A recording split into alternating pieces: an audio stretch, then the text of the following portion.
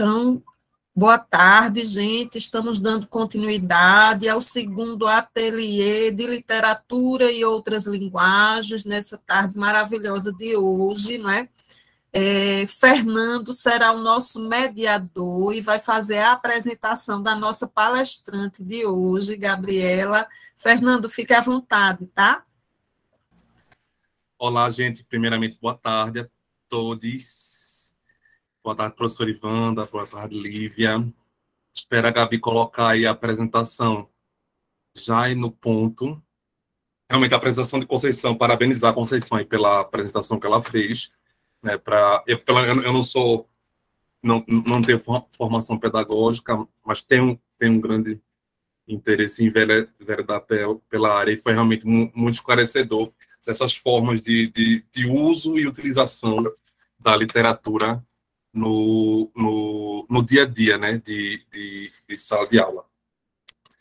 Bem, Gabriela Fernanda é professora formada em letras, né, pela Universidade Federal de Pernambuco, atualmente é mestranda na linha de pesquisa de análise literárias, culturais e históricas do PROGEL, né, da Universidade Federal Rural de Pernambuco. E suas pesquisas elas se concentram nos estudos sobre sobre o gênero romance de formação, o narrador e a personagem de ficção romanesca, e a escrita da autora Helena Ferrante. A apresentação dela, ela pretende, a partir de um panorama conceitual, falar um pouco sobre a paisagem, as artes plásticas e principalmente a história da arte, né? Traçando um panorama sobre a importância da visualidade na composição das imagens ficcionais. A gente sabe que quando a gente tem imagens e narrativas que versam sobre, por exemplo, uma sala de jantar, elas têm como pano de fundo, um pouco distante, o quadro da Santa Ceia, a forma de disposição das personagens, elas seguem um rito que vem sendo acumulado ao longo da história da arte e que povoa o nosso imaginário. Então, ela quer estabelecer também uma distinção entre a concepção cênica, né, e a função mais contemplativa das artes plásticas na formação do espaço. Então, o objetivo da apresentação dela é analisar a ambiência e como o estilo, tanto a ambiência quanto o estilo, nas artes plásticas, eles são fatores determinantes, né, para a formação do romance ao longo da história da literatura. O título da apresentação dela, vocês estão vendo aí, O Lápis e o Pincel, o amadurecimento humano a partir das possibilidades da palavra, do romance e do traço da pintura. E eu acho que agora é Gabi, né, Gabi? Vamos lá arrasar. E no final a gente vai conversar também um pouquinho, né, professora? Isso mesmo. Olá, gente. Gabi, querida, seja bem-vinda. Parabéns aí na sua apresentação aí. Vamos lá. Olá. Só para confirmar, o ventilador está atrapalhando, é porque está calor. E aí... Tá não, querida. Tá não. Tá certo, né? Se você não tivesse dito, a gente não teria notado. Gente, boa noite. Depois da apresentação de Conceição, aqui, vou tentar me comparar, colocar no nível. Cuidado, tomar todos os cuidados para não cair o nível, porque realmente Conceição elevou o trabalho maravilhoso. Muito inspirador, como a gente falou, né? E depois dessa apresentação de Fernando, eu vou também ter que me equiparar ao nível à apresentação. Gabi, tá dando um chiadozinho na tua apresentação. Eu acho que o braço ou a roupa tá tocando no microfone. Isso. Exatamente, agora melhorou. Isso eu acho que é por atrito, viu? Não é o ventilador, não. Sim. Ela tá roçando em alguma coisa, e aí segura ele aí nessa posição que eu acho que vai rolar. Vou ficar segurando, então. Então, gente, o meu trabalho é em relação às artes plásticas, mais especificamente a pintura, né? É um trabalho que está dentro da disciplina que a gente está cursando com a professora Ivanda, e busca justamente analisar esse olhar intersemiótico entre a literatura e outras artes, especificamente a minha pintura. O meu foco, ele não está relacionado à educação diretamente, mas isso não impede que a gente construa diálogos ou que a gente possa fazer reflexões, mas também pode ser uma possibilidade de como trabalhar isso em outras séries ou refletir isso para a educação, né? E aí eu vou passar aqui o slide. O meu trabalho se intitula Lápis e um Pincel, Amadurecimento Humano a partir das possibilidades da palavra do romance e do traço da pintura. E aí, só para ambientar o meu trabalho, eu vou apresentar um trabalho comparativo entre duas obras, que é a obra Vida... Peraí, esqueci o nome. Eita.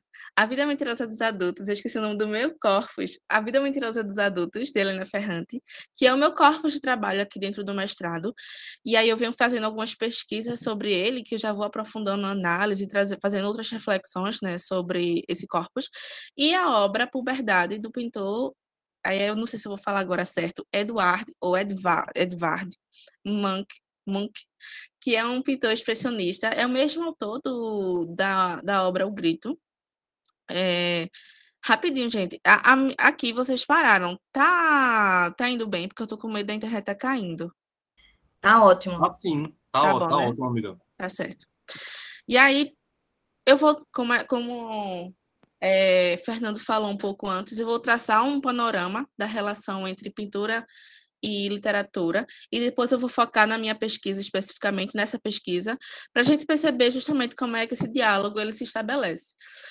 A gente está falando aqui sobre um diálogo intersemiótico, então é um diálogo entre dois signos, entre duas obras que ela utiliza de signos próprios para ela se construir. A gente tem a literatura com signo verbal e a pintura com signo não verbal, e aí elas vão se comunicar a partir de elementos próprios e trazer significações próprias, mas o que não quer dizer que uma negue a outra ou que uma seja maior ou menor do que a outra, né? A significância das duas, a importância das duas e o poder artístico das duas, ela está justamente na singularidade de cada uma. E aí, para a gente perceber só um panorama mais geral, como é que literatura e pintura elas estão intimamente relacionadas, eu resolvi trazer algumas imagens aqui que remontam a gente como é que essa relação ela existe desde o princípio. Se a gente for trazer dentro das pinturas rupestres, lá na pré-história, e quando a gente não tinha uma civilização e sociedade como a gente tem hoje, a gente já tinha pinturas que montavam histórias, que contavam histórias, a partir de técnicas próprias, que não eram tão rebuscadas como a gente tem hoje, ou com o objetivo artístico que a gente tem hoje. Mas, ainda assim, é o início e é justamente a origem de como as coisas vão ser contadas, né? Como a nossa literatura, dentro do Ocidente, a gente está muito relacionada à literatura grega mas a literatura grega e a literatura romana, elas estão muito dentro de uma civilização já. E aí a pintura, que é esse modo de contar uma história, ela existe desde os tempos pré-históricos e elas contam histórias a partir de princípios próprios, de técnicas próprias, né?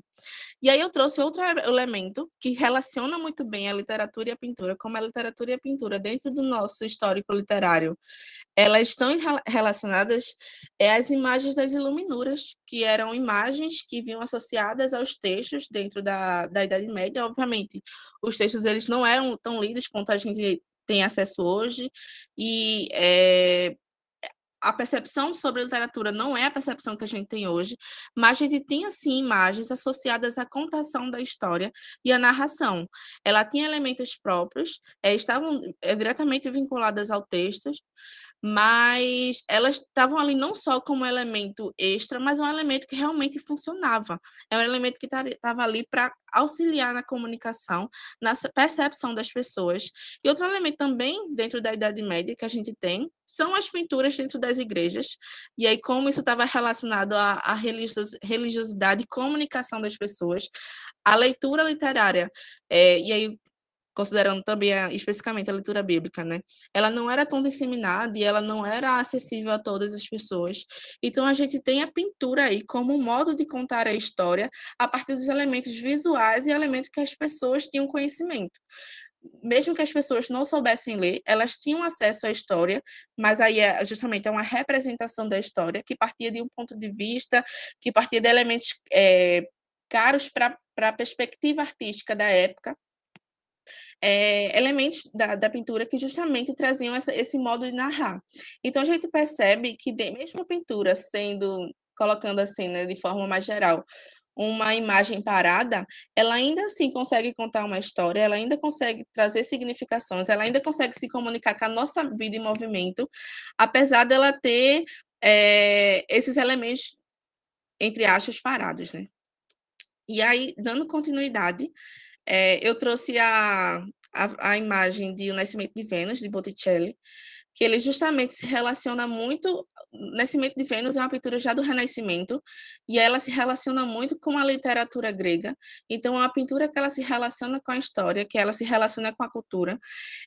A pintura ela tem elementos próprios, porque a gente está dentro do Renascimento, que já tem perspectivas pitorescas próprias, um objetivo, digamos assim, artístico bem consolidado, porque os pintores eles já pintavam com uma intenção da arte que eles queriam representar, da arte que eles queriam expressar, mas ainda assim a gente tem uma associação com o tema literário. A gente tem o Nascimento de Vênus, que está dentro da literatura greco-romana, e aí a gente tem justamente a expressão dessa razão grega,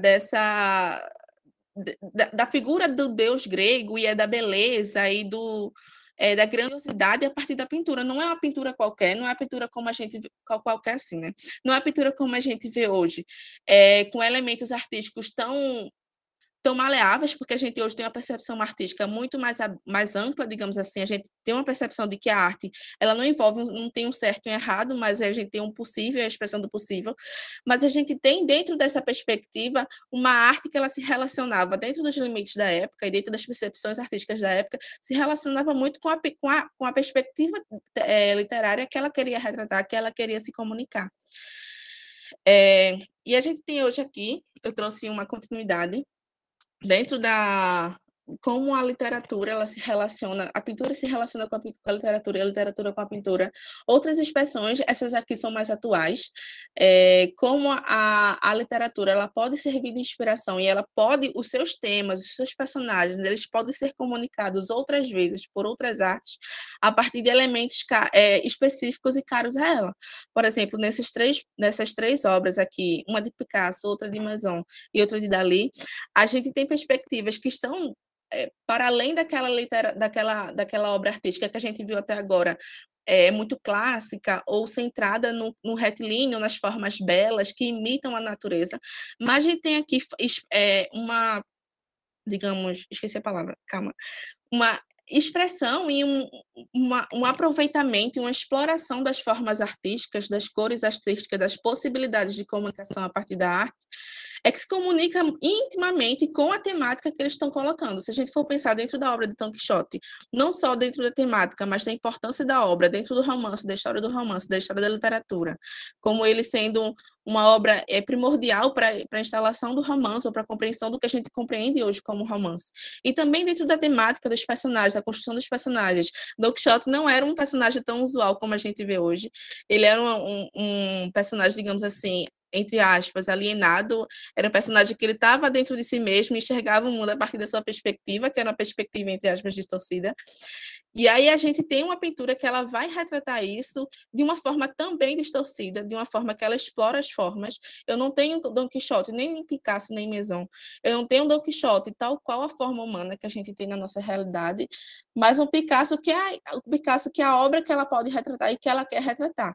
E aí a gente vê uma possibilidade de enxergar um Picasso não, desculpa, um Don Quixote. A possibilidade de enxergar e de ter outras reflexões sobre o mesmo personagem. Dentro da obra artística, para além do seu signo literário, os personagens, né, eles ganham uma nova significação, eles ganham uma nova reflexão, e a gente consegue perceber eles através de outros ângulos. Da mesma forma, nessa pintura de Alice no País das Maravilhas, de Salvador Dalí, a gente percebe que a Alice está muito imersa no mundo da imaginação dela e na criação de coisas possíveis para além da nossa realidade, e ela brinca muito com si, a obra dela. E a gente tem a pintura surrealista, que é uma obra, que é uma época, digamos assim, artística dentro das artes, que ela brinca muito com as outras possibilidades de fazer. Então, eu não tenho essa representação pictórica tão centrada no que existe, no que é real, mas no que poderia ser, no como posso brincar com as cores, no como posso brincar com as formas, e até a composição dos elementos. A gente tem a representação do coelho, a gente tem a representação da Alice, de formas muito diferentes do que a gente está acostumado a ver na vida real, mas justamente para trazer como a arte ela se comunica e como a literatura e a pintura elas também estabelecem essa relação. Eita, peraí. Sim. Andou. E aí aqui eu trouxe outra perspectiva em como a gente já viu ali com Don Quixote, como o mesmo personagem ele pode ser retratado de diferentes formas. E aqui tem outro personagem dentro da literatura, que é a Ofélia de Hamlet, que ela também é retratada de diferentes formas, e formas que elas se comunicam novamente com a estrutura da literatura que ela está se relacionando. A gente não está tratando de uma obra contemporânea ou de uma obra moderna, mas a gente está tratando de uma obra clássica, de uma obra uma obra de Shakespeare, que ela está dentro de uma perspectiva literária específica, e eu trago uma pintura que ela se relaciona muito com essa perspectiva literária, que é justamente de trazer a beleza, que é de trazer a tragicidade, que é de trazer a representação, digamos assim, entre aspas, mais realista dessa realidade. Então, eu tenho perspectivas da Ofélia, mas ao mesmo tempo que eles trazem o mesmo personagem, se comunicam diretamente com a literatura que eles estão estabelecendo a relação, cada um traz a personagem filho ao seu modo. E aí, como cada um ele brinca com um elemento específico. A gente tem nessa de Millet, João Everett Millet, uma Ofélia que ela está muito ligada aos temas religiosos, com a posição dela, e como ela pode estar relacionada às imagens dos santos que existiam na época. E aí eu trago a relação de Ofélia com a santidade e com a religiosidade, não necessariamente a partir do signo linguístico, não necessariamente enunciando a partir de palavras, mas como cada apreciador da arte, ou cada pessoa que veja a arte, consiga remontar isso de diferentes formas. E outro elemento também interessante é que essas pinturas, elas são tão antigas, não tão antigas, né, mas em relação à nossa atualidade, tão antigas quanto a obra de Shakespeare. E esses elementos, eles vão se consolidando através do tempo, e a gente vai internalizando eles de forma natural. Então, quando a gente tem acesso hoje a diferentes artes, como a arte da música, como a arte cinematográfica, a gente pode, de uma forma ou de outra, ter acesso a esses signos ou essa forma de representação que existe desde a antiguidade. E aí, quando a gente consegue hoje ver a feminilidade, ou ver a tragicidade, e essas poses, e essa posição, e esse modo de estar no mundo, ela está muito relacionada a essa pintura, e nesse caso, né, a pintura relacionada à literatura que existe desde há muito tempo.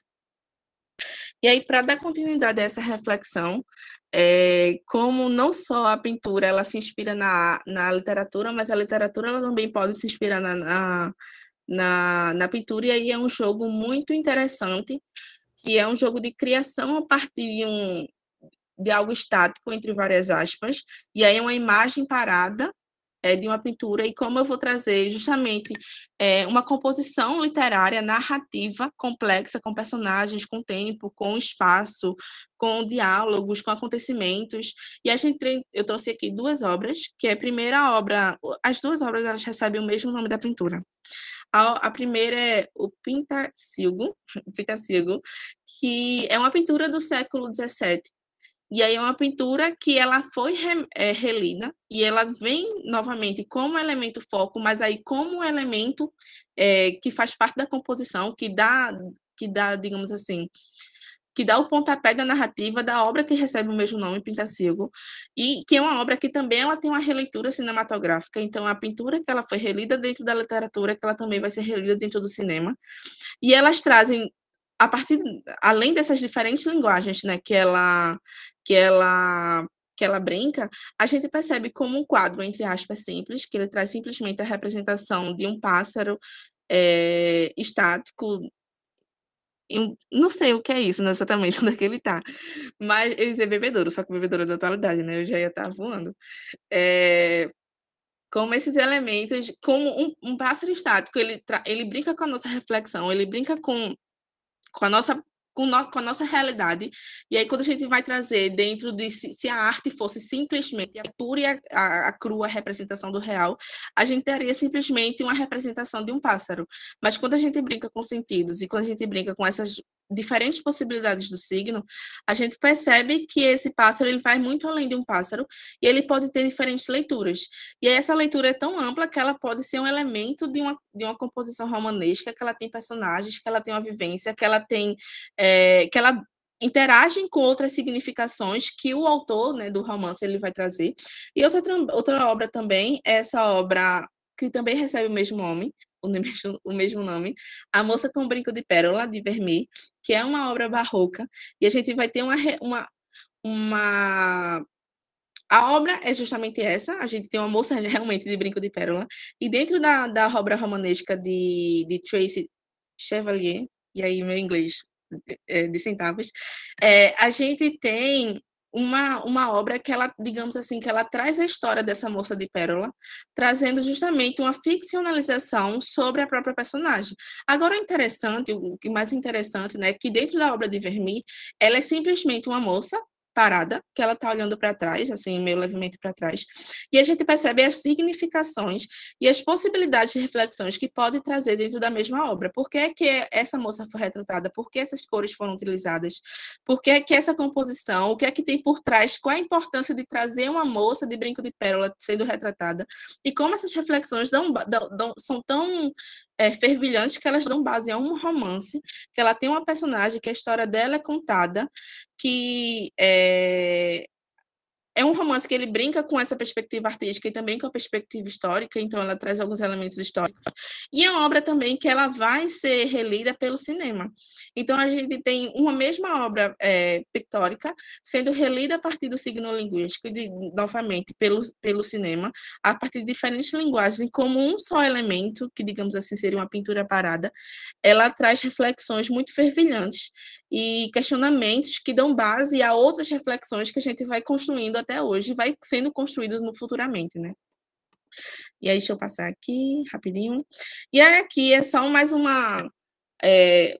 para a gente perceber, a gente aqui não tem exatamente os elementos da pintura como a gente tem, mas a gente brinca com a imagem, com o signo não verbal, e com a poesia concreta, ela se apresenta como essa perspectiva e com essa possibilidade literária de brincar com a imagem, de brincar com a forma física, digamos assim, e com a linguagem, que ela seria plana, digamos assim, como a gente traz elementos que se comunicam com o nosso imaginário, com a nossa consciência, com o nosso conhecimento. Por exemplo, nesse poema de Ferreira Goulart, a gente tem o poema Mar Azul, e que ele simula as formas das ondas e quais significações que a gente pode trazer através disso.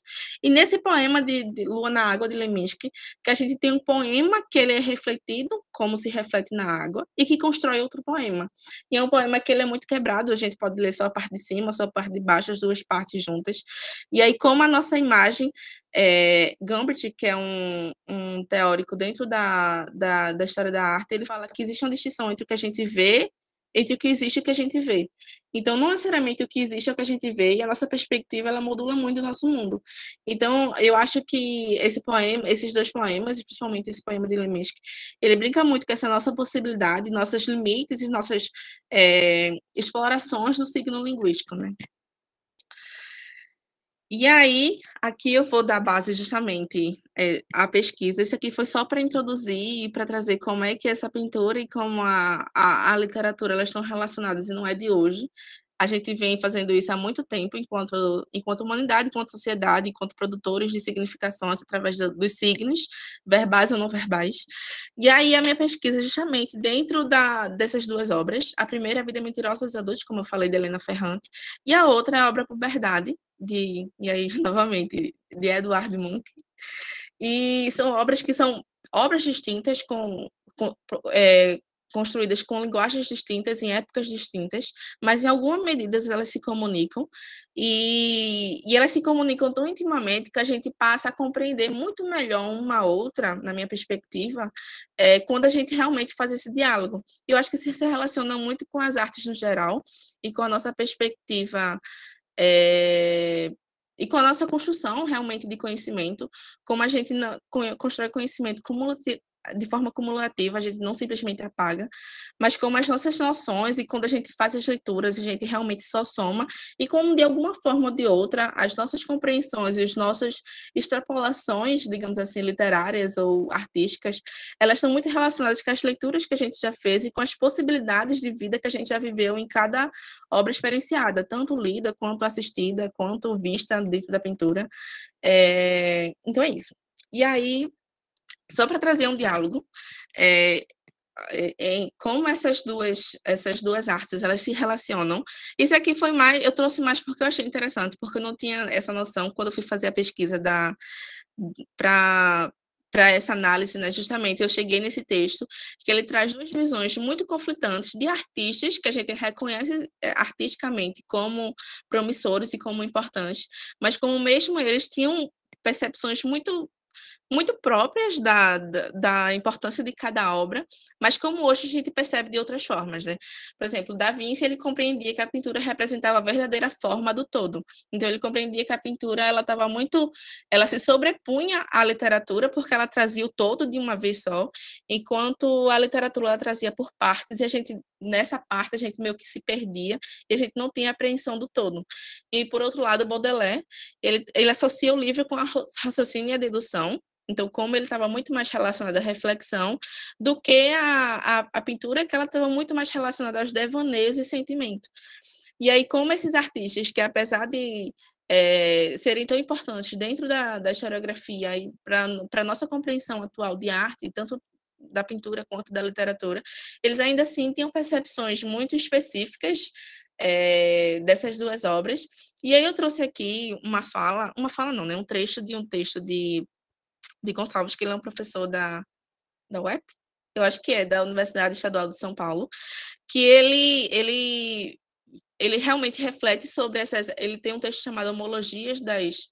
Esqueci o título do texto, mas é alguma coisa sobre homologias dessas diferentes linguagens, e aí ele fala aqui, eu vou ler rapidamente, e o que era mais fascinante e ao mesmo tempo incômodo residia no fato de que antes de encontrar uma resolução para cada um dos sistemas diferentes, ele fala no texto muito sobre a pintura e a poesia especificamente. A minha pesquisa é muito relacionada à narratividade, né, ao gênero narrativo, mas a gente não esquece que a poesia e a narrativa, elas compartilham do signo verbal, então as duas brincam igualmente com signos, cada uma a sua forma, obviamente, mas a gente está falando da língua sendo utilizada e sendo explorada, né? E aí, para cada um dos sistemas, complexos e enigmáticos em si mesmos, passei a perceber que um me fazia compreender um pouco mais o outro e vice-versa. Tratava-se da manifestação do poético, engendrado por meios distintos de expressão, mas cujo caráter singular adivinhas em todos eles do modo de construção que acabava sempre no mesmo resultado, a composição da metáfora. Entretanto, cada um deles privilegiava em si, graças ao próprio meio de que ambos se valiam, instâncias sensoriais e abstratas distintas.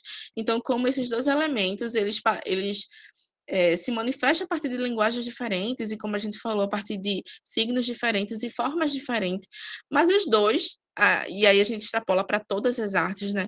Como as diferentes artes, a partir de diferentes elementos, elas constroem, cada uma à sua maneira, uma significação própria tão potente quanto a outra. E aí isso se relaciona, em certa medida, com a minha pesquisa, porque eu trago aqui como tema do amadurecimento, do crescimento, da formação do sujeito, ele é expresso a partir de duas artes, e aí como essas duas artes, a partir de formas diferentes, expressam a mesma temática, né? E como essas possibilidades de expressar o que a gente vive, ela se torna tão significativa em cada arte. E aí eu vou dar continuidade aqui, só para trazer rapidinho, para eu dar uma corridinha, porque senão vou me atrasar. Só para especificar sobre a gente está tratando com o romance, então o romance ele trata eventos, a gente tem uma sequência de eventos que eles se sucedem no tempo. A gente tem uma narrativa longa que envolve um número considerável de personagens, então a gente tem que considerar, apesar da gente, em certa medida, se habituar com essa forma, porque é a forma que a gente mais lê hoje, mas ela é uma forma diferente de outras formas, por exemplo, da poesia ou de outras artes, como a música, como a a pintura justamente por causa disso, porque a gente tem uma sequência de eventos que a gente trata com conflitos, a gente trata de um tempo, de um espaço. Isso aqui está muito específico da narrativa, também em geral, né, como crônicas e contos, mas do romance especificamente. E a gente tem elementos específicos dentro do romance. Então, a gente tem um narrador, tem um personagem, tem um tempo, tem um espaço, tem um enredo. E isso aqui é importante a gente ter consciência, porque dentro do romance, todos os elementos eles precisam estar muito relacionados entre si. Eu não posso ter um tempo e um espaço e um personagem que eles não se comuniquem, ou que como eles se parece um personagem que pareça deslocado da sua possibilidade que o próprio romance coloca lá. A questão não é da limitação do enredo que pode trazer, mas de como esse enredo é trabalhado a partir dos outros elementos, dos demais elementos. E especificamente romance e formação, que é a obra, né? São obras em cujo centro esteja a história de vida de um protagonista jovem, história essa que conduz por meio de uma sucessão de enganos e decepções a um equilíbrio com o mundo. Então, a gente tem dentro do romance de formação uma personagem que ela vai ser formada e justamente toda a narração desse processo, como os elementos, como as vivências e as interações dentro do romance dela, contribui para a formação e para a construção dessa personagem que vai se apresentar no final. E aí, só para dar continuidade, aqui é sobre a personagem do romance, eu vou falar bem rapidinho. A personagem do romance, como de segundo gancho, ela é quem faz a ação, então é a partir dela que todo romance ele se estrutura. E eu não vou ler os trechos de Cândido, mas Cândido fala que a gente se relaciona, a arte se relaciona com a realidade na medida que ela traz essa outra possibilidade. E aí o personagem ele se relaciona com o sujeito, com o ser humano, a partir das suas complexidades.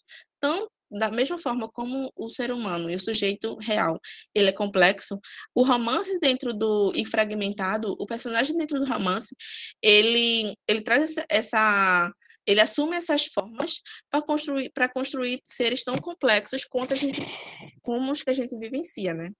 E aí, deixa eu dar segmento aqui. Eu estou gaguejando porque eu estou meio atrasada. Eu estou com medo de não dar tempo. Deixa eu ver aqui. E aí, só para dar uma contextualização sobre o expressionismo, porque dentro desse movimento que a obra de Munch ele se estrutura. O expressionismo, ele é uma obra que ele vai trazer uma transgressão, um rompimento com o impressionismo e com as outras perspectivas artísticas que eram colocadas até então. Ela traz uma crítica porque ela diz que não se propõe mais uma imitação da natureza, mas ela diz assim, dentro da obra de Higgins, ele fala que o expressionismo, ele compreende que a imitação da natureza já pertence ao passado. E aí, a partir desse expressionismo, a abstração pode se manifestar. É a partir do expressionismo que essas formas a representação da beleza ou do que é aceitável, ela vai sendo desfigurada. A gente, a partir do expressionismo que a arte abstrata ela vai nascer, e aí como a exploração de formas e cores, não necessariamente ligadas a um momento, ou a representação de um momento, ela vai surgir. Ela tem a renovação de temas, é justamente a expressão da subjetividade, do sentimentalismo, da dramatização. E a gente tem, só para ler aqui rapidinho esse trecho de Gambit, que ele fala: os expressionistas alimentavam sentimentos tão fortes a respeito do sofrimento humano, da pobreza, violência e paixão, que eram propensos a pensar que a insistência na harmonia e beleza em arte nasceria exatamente de uma recusa em ser sincero. Então, eles também trabalhavam com a perspectiva de verdade, mas era muito mais a verdade interna. Como o que a gente vê e o que existe e o que a gente vê, eles são a mesma coisa, mas eles são diferentes porque a nossa percepção de mundo modifica totalmente a realidade. Então, o expressionismo vem justamente como essa possibilidade artística que vem trazer como o interno, ele vai modificar o interno a partir da pintura, né? Como a pintura ela vai apresentar isso. A gente tem aqui, eu trouxe aqui algumas obras expressionistas que representam isso, para falar rapidinho como as obras, por exemplo, o Profeta de Nolde e os Retirantes de Portinari, eles não têm não têm a figura humana, né, e a realidade tal como ela é representada, mas justamente toda essa dramaticidade, todo esse sofrimento, essa dor, como ela é representada e como ela utiliza de formas, cores ou às vezes não cores, como o Profeta, que ele utiliza só o preto e branco, mas como essas formas, elas comunicam tanto. E aí, dando adiantamento, esse aqui é o quadro do Grito, que é o quadro precursor do do expressionismo, e eu trouxe justamente só para exemplificar, porque é o mesmo autor desse quadro que eu vou observar hoje. E outro elemento que eu trouxe rapidinho para a gente perceber é que dentro do expressionismo, as cores elas se tornam elementos muito significantes, e a gente pode perceber como uma mesma obra, ela é tratada por diferentes cores, ela tem diferentes significações. Então, o grito é que traz essa angústia humana, que ela traz essa forma disforme, ao mesmo tempo que a gente reconhece que é humano, com cores enfim, que estão contrastando, com formas dismórficas e com um sujeito que ele parece tão só, apesar dele compartilhar o ambiente com outros sujeitos, como é que esses elementos se comunicam e também como é que a ausência ou a presença da cor, ela comunica também. E aí, vou dar seguimento. Eu vou ler rapidinho esse trecho que é a sinopse da vida mentirosa dos adultos, que é só para perceber o que é que eu estou falando, né, quando eu falo desse texto, dessa obra. As mudanças no rosto de Giovanna anunciam o início da adolescência e não passam despercebidas em casa. 2 anos antes de abandonar a família e o confortável apartamento no centro de Nápoles, André, que é o pai dela, não se dá conta de que sentencia quando sussurra para a esposa que a filha é muito feia. Essa feiura estética, mas que também indica uma possível falha de caráter, recai sobre Giovanna como uma herança indesejável de Vitória, a irmã muito renegada por André. Aos 12 anos, a menina vê o rosto no espelho e, embora não compreenda a fundo o peso daquela comparação, sente que algo está irremediavelmente à beira do abismo. Então, essa traz um resuminho do iniciozinho da história, né? E aí, como Giovanna, a partir disso, ela vai dar início ao seu processo de crescimento, de formação, ela vai ter contato com essa tia. Como a sinopse ela traz aqui que o pai fala que ela é muito feia, não necessariamente que na obra ela não diz que ela é feia. Ele diz a partir de uma briga, porque ela tirou nota baixa na escola, ele vai falar para a mãe dela que ela tá a cara de Vitória. E a perspectiva de Vitória que a personagem tinha até então era uma figura que era marcada pela feiura e pela maldade. Então ela faz uma assimilação automática, que ela ser comparada à cara de Vitória, seria ela comparada à feiura de Vitória, porque era essa imagem mental, que ela nunca tinha nem visto Vitória, essa imagem mental que ela formula a partir dos ditos desses pais. E aí é uma obra que, isso aqui eu vou deixar só um tempinho, enquanto eu falo da outra, para vocês darem uma analisada no que é o quadro. A obra de Ferrante, só falando dela novamente, ela traz elementos, ela tem esse contato com Vitória, e a partir desse contato com Vitória, ela vai se distanciando dos pais, e quanto mais ela se distancia dos pais, ela se aproxima de Vitória. Mas em um momento acontece uma coisa, porque a mãe dela, não, o pai dela tinha traído a mãe dela com a melhor amiga do casal, e aí eles vão se separar, e ela entende que foi Vitória que tinha falado desse acontecimento, e ela compreende que tanto os pais dela tinham traído ela por terem restringido a vida dela ao olhar deles, ela compreende que Vitória também tinha traído ela, apesar da relação de confiança e de amizade que elas tinham construído, a partir do momento que essa Vitória, ela quebra toda a perspectiva de vida feliz que Giovanna tinha para ela. Então, ela vai atravessando decepções e decepções, e aí, a partir desse momento, dessa quebra com Vitória também, ela quebra com os pais, quebra com Vitória, ela vai viver um momento de solidão, e aí, nessa solidão, ela meio que se compreende um pouco mais, mas ela encontra Roberto, que é, digamos assim, o primeiro amor dela, e é uma figura que é um amor totalmente, a partir dela, esqueci qual é a palavra, mas lembrei, unilateral, é um amor que é só parte dela, e nem sabe que ela gosta dele, apesar deles se comunicarem, e aí a partir desse amor, dessa vivência, que é um amor que ela só vive na cabeça dela, no interior dela, ela vai trazendo reflexões, ela vai se formando, é uma formação muito continuada, e aí a partir disso, segue para o final do livro, e aí ela meio que se forma, mas não é uma formação como a gente tem dentro dos estudos do romance de formação, tão rumo à perfeição. É uma personagem que ela termina tão fragmentada quando ela começou, mas fragmentações diferentes, porque ela se formou durante isso. Vai ficar um pouco mais compreensível enquanto eu for falando. As comparações que eu trouxe é como esses elementos, a gente compreende, tendo a leitura da figura de Munch, a gente compreende um pouco também a dimensão e as outras possibilidades de compreensão da figura de Ferrante. Primeiro, analisando um pouquinho a de Munch, a gente tem uma figura que incorpora a dualidade da menina-mulher. Então, é a figura que ela... Deixa eu colocar aqui rapidinho para vocês verem melhor.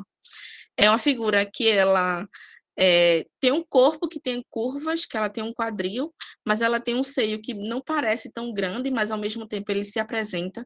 É uma dualidade de uma menina-mulher que ela traz dimensões e traz uma dualidade. Então, é uma imagem que, mesmo dentro de uma figura, a gente tem compreensões a partir do que a gente percebe dentro da figura do amadurecimento, e do construção e da figura feminina.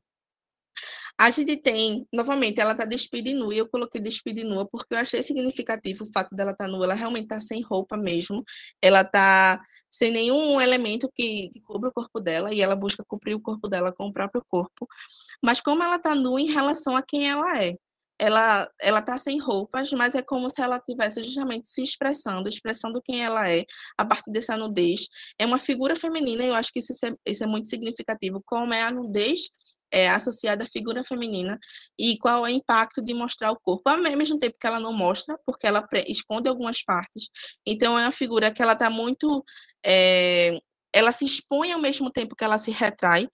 A gente pode ver mesmo na posição dela, é um corpo que ela está meio rígida, ela está meio, assim, estática, está meio encolhida, mas ao mesmo tempo ela repousa na cama, ela não está em uma posição, digamos assim, desconfortável, ela não está em pé, ela não está se impondo, ao mesmo tempo que ela busca se conter, que ela busca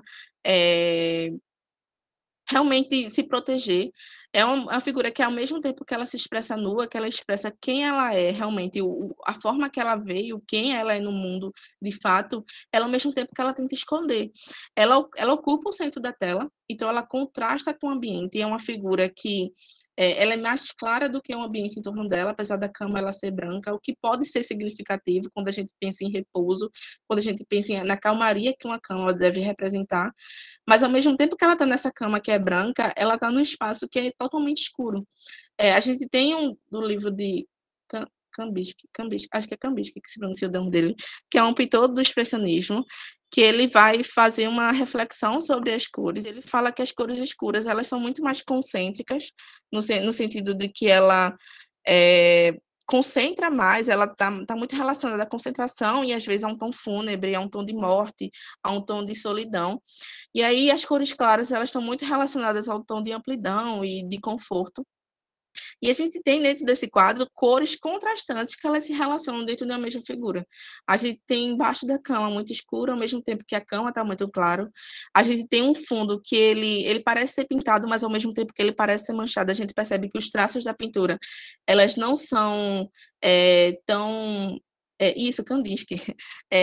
Elas não são tão uniformes ou tão aconchegantes, vou colocar nessas palavras, como a gente espera, mas são pinceladas muito confusas e muito marcantes.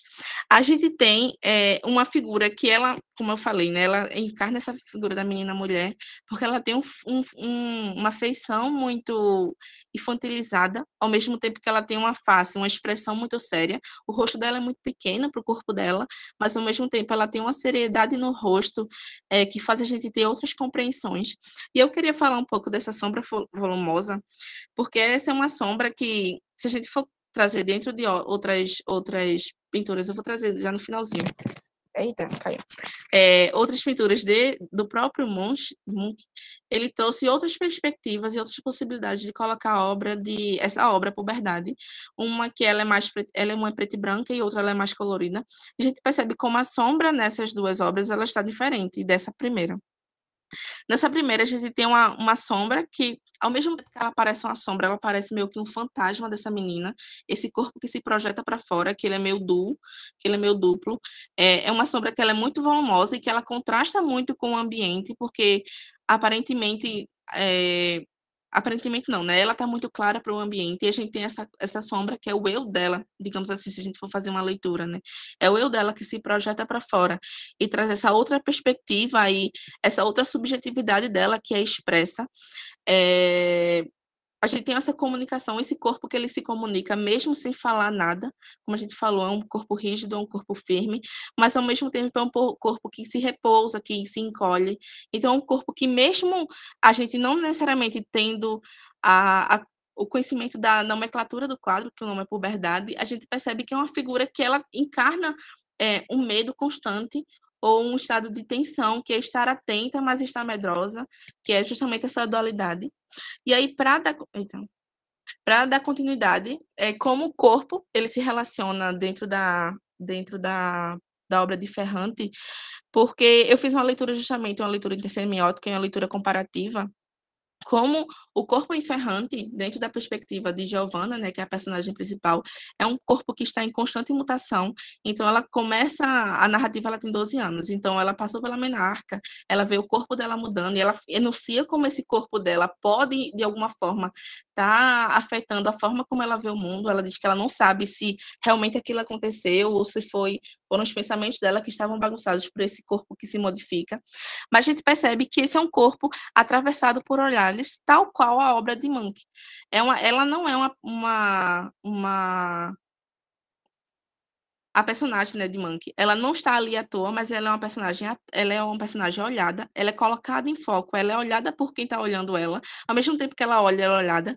Então, ela está desnuda, ela está descoberta, ela está nua às impressões que a gente faça dela, ao que a gente pense sobre ela, a partir do que ela está expondo ali. A gente tem, e aí trazendo para dentro da obra de Ferrante, né? A gente tem que a obra de Ferrante, o corpo dela é visto por diferentes olhares. Então, às vezes, ela é vista como um olhar sexual, como ela é vista pelo colega dela, ou pelo olhar púdico, quando a tia dela fala que, apesar de ela ser muito bela e a precisar mostrar esse corpo para o mundo, ela, ao mesmo tempo, precisa se guardar para o casamento, porque ela não pode ter nenhuma relação sexual antes do casamento. Então, é um corpo que ele é muito mediado por quem olha, ao mesmo tempo que o corpo é dela, é um corpo que as pessoas falam muito para ela, as pessoas, né? Os personagens falam muito para ela, e ela assume, ela vai sendo formada por esses olhares, por essas opiniões que são dadas sobre esse corpo dela. E aí, para dar continuidade, a gente tem a personagem de Munch, que é uma personagem que ela está descoberta, e eu acho que isso é muito interessante dentro da pintura, porque a pintura é aquilo e aquilo. Então, é aquilo que a gente vai ter outras reflexões sobre o que poderia estar acontecendo. E a gente se pergunta, por que a figura de Munch ela está nua? Por que ela está despida? Qual é a significação? Qual é o momento que aquilo está acontecendo? O que a gente pode pensar sobre aquilo?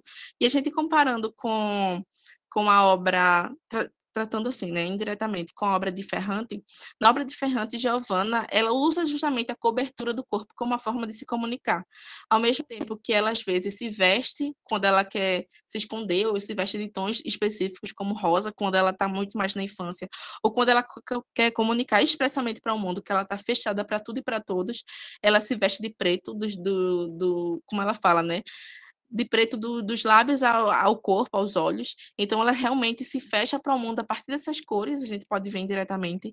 Mas como ela realmente ela pega esse corpo que foi dado a ela, que foi enunciado e olharam para ela de diferentes formas, como ela passa a tomar conta dele, digamos assim, a mostrar ele quando ela quer, ou então esconder ela quando ela quer, como às vezes ela usa um decote quando ela quer realmente se mostrar, ela expressa isso na obra, mas como em alguns momentos ela quer se esconder e ela anda, digamos, como ela fala, meio desarrumada ou toda coberta. E aí, dando continuidade, eu vou pular essa parte.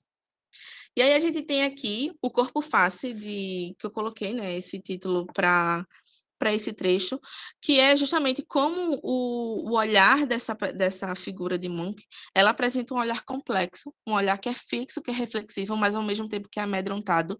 Ela tem uma expressão séria que, de alguma forma ou de outra, se comunica ao mesmo tempo que briga com esse corpo dela, porque ao mesmo tempo que ela parece estar repousada, ela está com um olhar muito fixo em algo, então ela não está tão repousada quanto a gente acha que ela é. Esse é um olhar firme que dá aparência infantil a ela, mas ao mesmo tempo é o olhar que identifica ela. É essa perspectiva, essa face dela, que ela ganha uma face, que ela ganha, digamos assim, uma subjetividade dentro do quadro, porque ela não é um corpo qualquer, mas é um corpo com uma face que identifica e que a classifica dentro da pintura. E ao mesmo tempo que ela olha, ela é olhada. Então a duplicidade que a gente percebe dentro da obra de Munch, que ela é constante. Ao mesmo tempo que é um corpo infantil que briga espaço com o corpo de uma mulher, que é uma personagem que ela está muito rígida, ao mesmo tempo que ela parece repousando, que é uma personagem que ela se mostra desnuda, desnuda não, né? Ela se mostra nua, ao mesmo tempo que essa sombra dela é muito escura, ao mesmo tempo que essa sombra dela parece esconder quem ela realmente é, toda essa subjetividade. É uma sombra muito intensa, muito corpulenta, que ela tem muita presença dentro que ela quase briga, né, com o espaço dentro da obra, dentro da figura. Então, a gente tem essa personagem, essa personagem não, desculpa, ui, meu Deus, essa figura que, ao mesmo tempo que ela aparece muito plena, ela aparece muito rígida. E aí, relacionando com o corpo face de Ferrante, a gente tem dentro da história de Ferrante, da narrativa, que é justamente o rosto, a face que identifica Giovanna, é essa face que dá o pontapé inicial para a história. Na linha inicial, ela diz assim: 2 anos antes de sair de casa, meu pai disse à minha mãe que eu era muito feia. E a gente viu que não necessariamente ela disse que era feia, mas disse que ela era a cara de Vitória, que era justamente essa figura que ela não tinha conhecimento, mas que ela tinha contato apenas pelos dizeres dos pais. Então, como esse corpo, como essa feiura que ela entende automaticamente, e como o ser feio dentro da obra, dentro do signo, o signo feio da obra, ele se desvincula justamente de simplesmente ser feio, mas como isso envolve, ela compreende que envolve a moral dela, como isso envolve a maldade que ela está predestinada a ter, tal qual a tia. Então, ela faz essa comparação íntima, e aí no final, já no final da obra, ela diz: sem um nexo imediato, disse a mim mesma, se por ora ainda tenho uma cara de Vitória, logo aquele rosto vai se depositar definitivamente sobre meus ossos e não irá mais embora. Então, como ela, a partir da formação dela e a partir das vivências e dos contatos que ela tem com os outros personagens ao longo da história, ao longo da narrativa, ela vai rejeitando esse rosto que a identifica, que parece ser predestinado a ela, e que participa totalmente da formação dela. Então, tanto na obra de Munch como na obra de Ferrante, a gente tem um rosto que ele apresenta uma dualidade. É um rosto que identifica, é um rosto que está marcado, que não tem opção, é o rosto da figura, é o rosto da personagem nesse caso, mas são rostos que, associados ao corpo, que associadas a quem elas são, trazem justamente essa dualidade que é muito característica dentro do amadurecimento. Se a gente for tirar dentro da obra de Munch o título puberdade, e a gente pode compreender que as reflexões e essas dúvidas que ela tem são dúvidas não necessariamente só restritas da puberdade, mas dúvidas humanas sobre estar exposto no mundo ao mesmo tempo que se esconde, esse corpo que está posto para ser olhado ao mesmo tempo que ele olha. Então, são perspectivas, são reflexões que, somadas ao título, elas justamente trazem essa reflexão do que é o amadurecimento, do que é a puberdade. Mas se a gente tirar esse título, ela se torna um tema humano, uma construção humana, tal qual que a gente acaba carregando durante toda a nossa vida, né? E aí, só para dar seguimento aqui, já concluindo, a gente tem os conflitos da formação em Munch, a gente tem esse olhar que é dúbio, essa postura que é dúbia, é uma pintura que ela é muito manchada, por exemplo, se a gente for comparar com as pinturas mais anteriores ao expressionismo, que são pinturas que elas realmente querem tratar sobre a natureza e a beleza, a gente tem uma obra que ela não é tão bela quanto se espera, elas são pinceladas muito grotescas e cores muito fortes e muito impactantes. A gente tem as pinceladas, as cores, a gente tem a iluminação da tela, é uma iluminação tanta que produz essa sombra, que é justamente, na minha compreensão, né, esse corpo que se projeta para fora. E a gente tem justamente essa sombra corpulenta. E aí, dando continuidade para a perspectiva de Ferrante, a gente tem como os conflitos de formação de Ferrante, no caso de Giovanna, ele se apresenta a partir do contato dela com os diferentes personagens. Então, a partir dos diálogos dela, personagens que a gente for colocar dentro da perspectiva bakhtiniana, é uma obra polifônica, porque são personagens que eles têm vozes muito contrastantes e que essas vozes diferentes vão formar ela. Então, ao mesmo tempo que essa personagem ela se individualiza, ela se põe como um indivíduo no mundo, ela se apresenta, na verdade, como a união de quem ela dialogou, de quem ela se relacionou, com quem ela conviveu, dentro da sequência de eventos dentro da narrativa. E aí, deixa eu só falar um pouquinho sobre a mentira. A mentira, desde o título, né, da obra de Ferrante, a vida mentirosa dos adultos. E a significação da mentira, ela é muito complexa dentro da obra, porque ela inicia dentro da casa dela, não poderia mentir. Então, ela inicia entendendo o caráter negativo da mentira, mas ao longo da obra, ela vai compreendendo que a mentira ela é muito cara para os adultos. Então, isso que, na verdade, diferencia ela, os adultos dela, porque os adultos mentem muito mais do que ela. E é interessante porque, na mesma medida que ela vai se afastando dos pais, porque ela começa a contar mentiras e ela perde mais a intimidade com eles, ao mesmo tempo que ela se afasta deles, ela se aproxima do adulto que ela não queria ser, porque ela começa a mentir, porque ela começa a se mostrar tão parecida com os pais. Então, essa formação dela, desses diálogos com o mundo, desse diálogos com os diferentes personagens, se torna muito gritante dentro dessa reflexão. E aí, só para finalizar, a singularização de Munch. Quando a gente compreende que a gente está tratando sobre a puberdade, o título da obra, sobre o amadurecimento, a gente está falando sobre a construção do indivíduo, a formação do indivíduo, e é como dentro da obra de Munch, ela é uma obra que ela está só, ela não compartilha o espaço com outros corpos, só se a gente for falar de corpos vivos mesmo, não tem, a gente tem uma cama só e uma parede e um chão. É uma obra que ela traz essa solidão, ao mesmo tempo que ela é autônoma, que ela que se apresenta na obra, ela traz essa solidão porque ela sozinha, e aí a questão, né, ela tá, a escolha ou imposição sobre estar só, sobre os sentidos de estar só no mundo, sobre essa individualidade, a individualidade do sujeito. Quando a gente fala de formação do sujeito, a gente fala justamente sobre as características próprias de cada uma. De cada sujeito, né?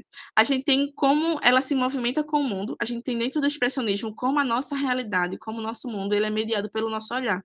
E como a pintura de Munch, ela não traz uma pintura tão limpa ou tão agradável, digamos assim, mas é um mundo que é expresso, que dialoga com essa subjetividade dela, que a gente compreende como dúbia. Eu não sei, a gente não tem noção se ela está triste ou se ela está feliz ou se ela realmente está vivendo isso, mas como os elementos dentro da obra, elas fazem a gente perceber isso. A gente não tem uma figura retilínea, a gente não tem uma figura plana, mas uma figura que ela é muito complexa e que ela faz a gente ter diferentes percepções sobre ela. E aí, só para fechar com Ferrante, a gente tem em Ferrante como essa singularização é construída, porque a obra ela é apresentada pela própria... Eu esqueci de falar isso, né? Ela é apresentada pela própria protagonista, então a narração, a partir da perspectiva dela, então ela que vive a história, ela que conta a história, então é a história narrada a partir do que ela quer que a gente saiba. Ela é modificada a partir de cada contato, então como cada construção constrói a individualidade dela, e aí como eu falei, né, como essa individualidade, ao mesmo tempo que ela se constrói como indivíduo dentro da obra, ela só se constrói como indivíduo a partir dos diálogos e dos contatos que ela faz durante a narrativa. Então, na verdade, ela é uma junção de tudo que ela vivencia, de tudo que ela experimenta na construção desse eu. A gente tem uma individualidade que, ao mesmo tempo que ela vai se tornando mais autônoma, mais individual, ela se relaciona muito com a solidão, porque, ao mesmo tempo que ela se afasta das pessoas para construir quem ela é, ela realmente se afasta e todos os contatos que ela poderia ter com os diferentes personagens. E aí, esse egoísta eu coloquei, que justamente se relaciona muito com a obra de Munch, e aí, não é no sentido negativo, mas no sentido realmente do que é uma obra sobre ela, que narra a partir da perspectiva dela, a formação dela, e aí, como todos esses elementos se tornam muito mais compreensíveis quando a gente compreende que é justamente o olhar dela que vai mudando durante toda a obra. Durante a leitura, pelo menos na minha opinião, às vezes ela é meio chata, que a gente fica, meu Deus, menina, tu não é o centro do mundo narrativa. Só que aí, quando a gente compreende sobre o que é a narrativa e quem é que narra, realmente ela é o centro do mundo. É sobre ela a narrativa, é ela que está narrando, é a construção dela, então é a voz dela que é enunciada, e como todos os elementos da narrativa, o tempo, o espaço, os personagens são vivenciados a partir da perspectiva dela, se torna muito mais compreensível trazer todo esse conflito que a obra de Ferrante encarna. E aí, só para dar continuidade, só para exemplificar, isso aqui foram as duas obras, que são as duas reproduções são de Munch. E para a gente perceber como uma mesma obra, ela pode ser apresentada de diferentes perspectivas e diferentes traços, e a minha leitura está muito mais restrita àquela obra em específico, porque se a gente for trazer dentro dessas obras, por exemplo, nessa a gente tem uma dualidade clara no espaço, né? Um espaço todo escuro, outro todo claro, mas a gente tem traços mais, digamos assim, mais simples, a gente não tem um trabalho com cores, a gente não tem traços tão, realmente, que dão uma forma, digamos assim, detalhada à personagem, mas a personagem não, né? A figura. A gente pode trazer outras compreensões, e essa daqui também da mesma forma. Essas daqui são as minhas referências, já finalizando. E é isso, gente. Obrigada. Desculpa se ficou às vezes meio confusa, porque eu me perdi durante a apresentação. Mas é isso, obrigada. Gabi, querida, parabéns. Estamos todos e todas aqui encantados, encantadas. Muitos elogios aí no chat. Daqui a pouco vou passar para a Fernanda. Eu queria agradecer muito. Parabéns pela profundidade. Eu estou aqui encantada, aprendendo muito com vocês nessas experiências dos ateliês. Muito importante nessas aproximações, é sua leitura, fiquei encantada, e aí eu acho que foi Jaqueline, colocou até aqui no chat, que está encantada com essa profundidade da tua leitura, né, nessas versões aí das obras artísticas, e esse link com a literatura, querida, parabéns, viu? Fernando, vou pedir para você fazer a mediação, se alguém tiver alguma pergunta, tá bom? Olha, gente, realmente... antes de passar a palavra para os nossos... Aí, Fabiola já levantou a mão, mas eu queria só fazer um comentário, né? Essa apresentação de Gabi me lembrou um texto de Agamben, que está em A Potência do Pensamento, né?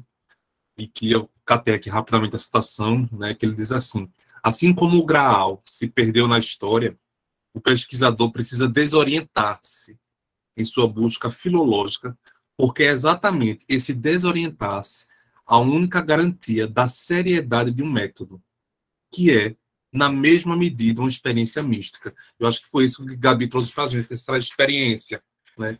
Experimentar ler Helena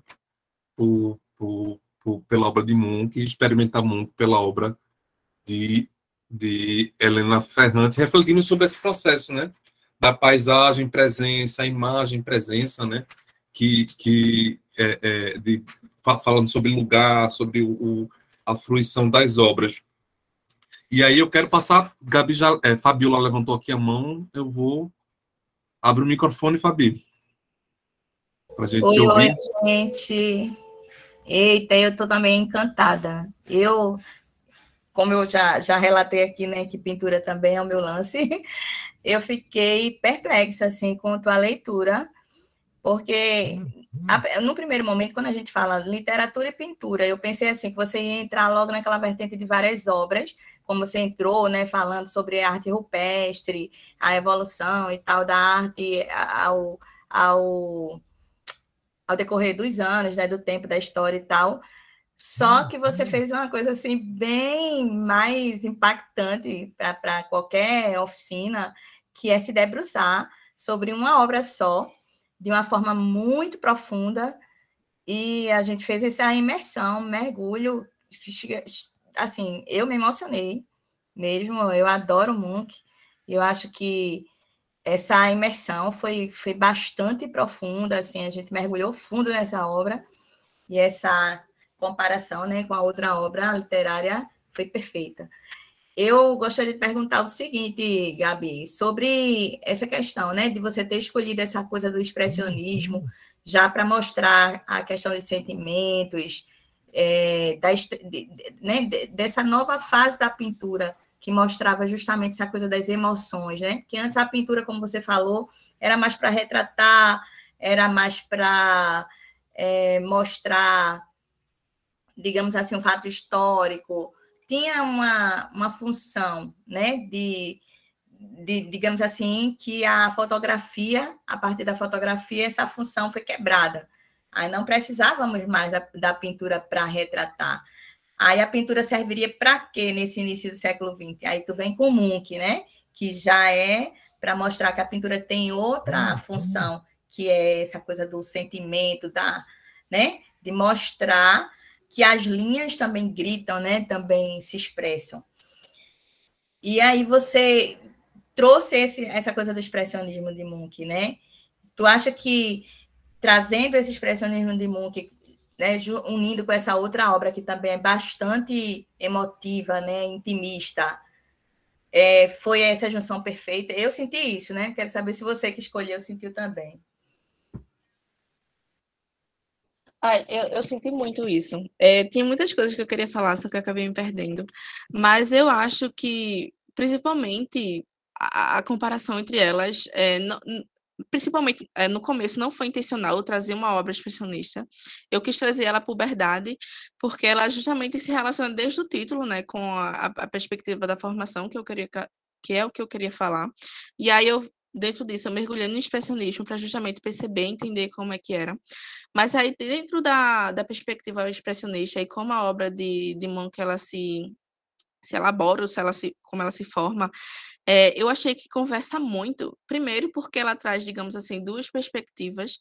E aí a gente aprende muito no contraste, né? A gente é habituado na nossa percepção, e aí quando a gente tem o contraste com outra percepção e com outra possibilidade de construção sobre o mesmo tema, as coisas clareiam. E aí, dentro do início, só colocando, a obra de Munch, eu falei que ela olhada que ela olha, mas a representação é da figura, né? E aí, dentro da obra de Ferrante, é ela que conta. Então, são duas perspectivas diferentes sobre o mesmo processo, porque uma é olhada e a outra olha o mundo, e ela mostra o mundo dela como ela está colocando, porque na obra de Munch não é a figura que conta, não é a figura que pinta, é Munch que pinta e ela que é expressa. E aí, dentro da obra de Ferrante, é a narradora que conta a perspectiva dela. Então, não é simplesmente como aconteceu, mas a perspectiva dela do acontecimento, o que é muito significativo. E uma coisa que eu percebi também, trazendo o contraste, como isso é significativo, a obra de Munch, ela tem muito um espaço recluso. A gente tem ela dentro de um quarto, em cima de uma cama, e só ela.